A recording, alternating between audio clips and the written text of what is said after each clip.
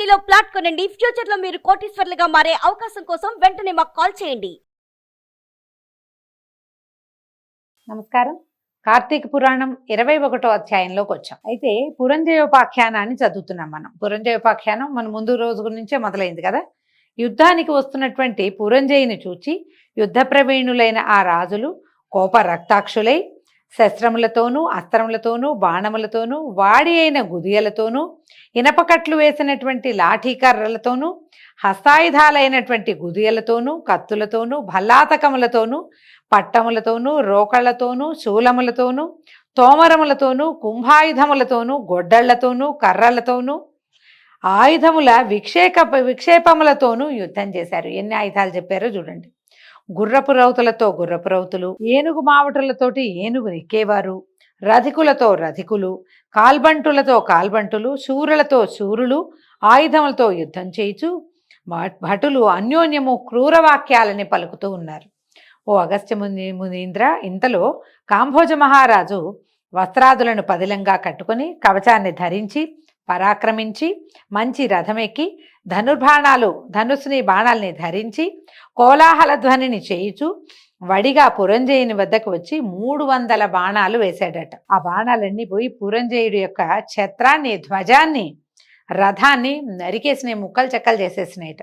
తర్వాత కాంభోజుడు తిరిగి కొన్ని బాణాలతో పురంజయుని కొట్టి 5 బాణాలతో పురంజయుని రథము యొక్క తురగాల్ని, గుర్రాలను కూడా చంపేశాడట. తర్వాత పురంజయుడు కోపించి ఇంద్రుని వలె విక్రమించి భుజాస్ఫాలనం చేసంటే భుజాలు బిగించాడనమాట. నారి బిగించి బ్రహ్మమంత్రాలతోటి 10 బాణాలని ప్రయోగించి కాంభోజుని హృదయమునందు కొట్టెను. పురంజయుని బాహుబలం చేత వేయబడిన బాణాలు సర్పాల వలె వెళ్ళి కాంభోజరాజు హృదయాన్ని ఛేదించి నెత్తురు తాగి తృప్తి చెంది భటుల వద్దు పోవటానికి ఇచ్చగించలేదు. ఆయనే పట్టేసుకుని ఉన్నాయన్నమాట బాణాలు. సరిగా రొమ్ములో గుచ్చుకున్నటువంటి బాణాలను కాంభోజుడు హస్తములతో లాగి ఆ బాణాలనే ధనుసు ఎందు కూర్చి పురంజయుడితోటి ఇట్లా అన్నట్ట. క్షత్రియాధమా విను, నీచే వేయబడిన బాణాలు తిరిగి నీకే ఇచ్చేదను. నేను పరుల సొమ్ము ఎందు ఆసక్తి కలిగిన వాడను కాను.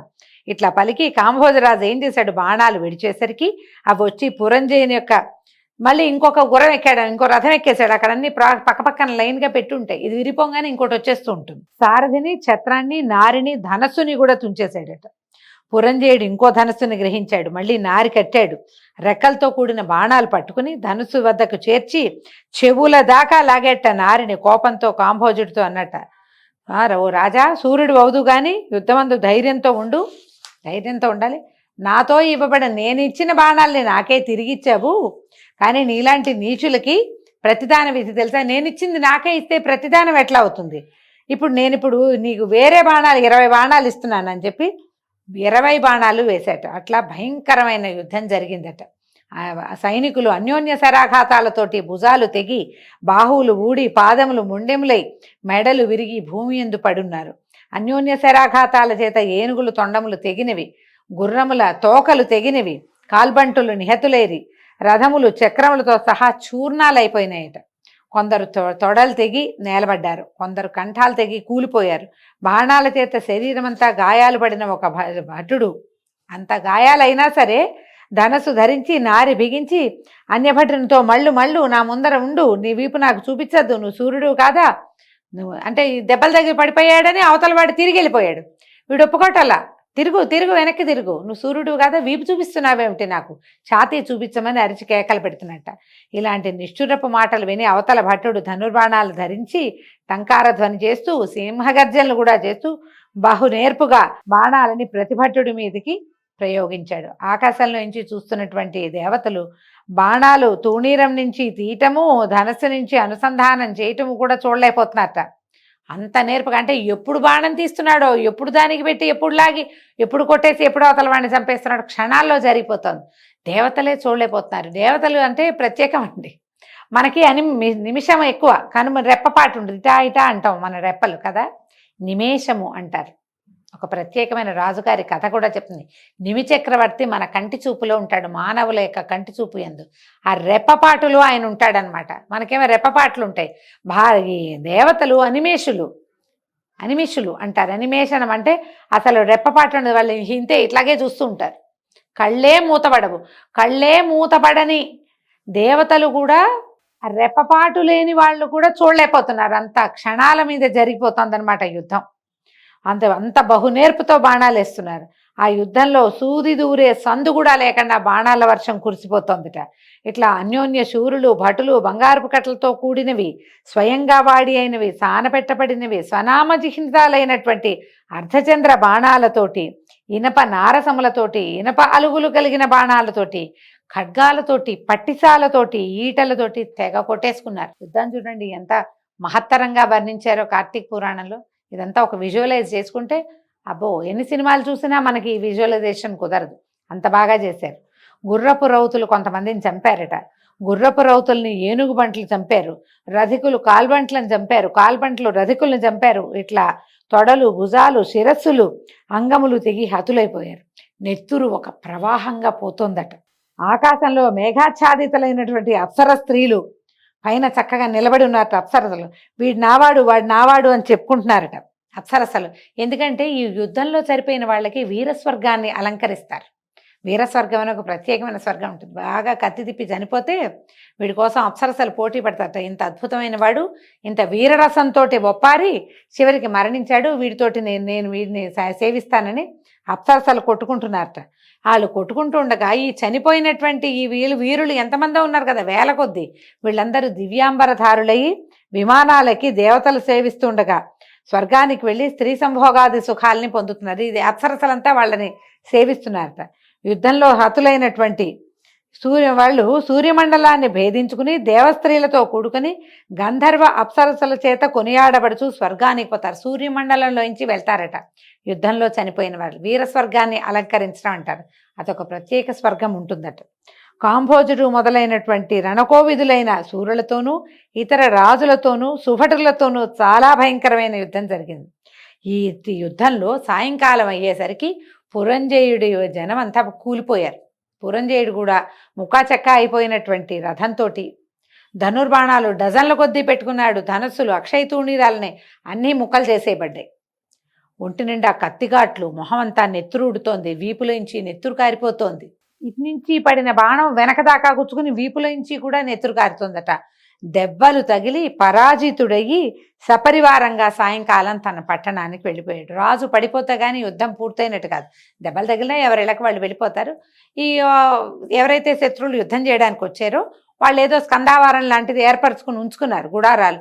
చీకటి పడేసరికి వాళ్ళంతా వాళ్ళ గుడారాల్లోకి పోయారు. పురంజయుడు ఈ తెగిపడిపోయి ఉన్న నానా రకాల శవాల మధ్య నుంచి మిగిలిన వాళ్ళతోటి నగరానికి వెళ్ళిపోయాడు.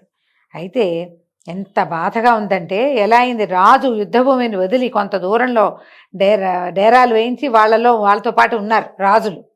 యుద్ధభూమి భూతప్రేత పిశాచ భేతాళాలతోటి నక్కలతోనూ కంక గృద్రాదుల చేతుడు ప్రకాశిస్తోందట. అంటే రాత్రి అయ్యేసరికల్లా భూతగణాలు చేరిపోయినాయి అన్నమాట. అక్కడ కాంభోజరాజుకి 13 అక్షౌహిణుల సైన్యం ఉందట. అందులో 3 అక్షౌహిణుల సైన్యం హతమైపోయింది. పురంజయుడు తాను యుద్ధంలో ఓడిపోవటము, తన రాజ్యము శత్రుల రాజుల చేత ఆక్రమింపబడుటకు చింతిస్తున్నాడు. ఇంకేముంది, రేపు తెల్లవారితే జనం లేరు, ఎక్కువ మంది. ఇన్ని దెబ్బలు తగిలి ఇంత అలసిపోయి ఉన్న వాళ్ళు రేపేం చేస్తాం మనం?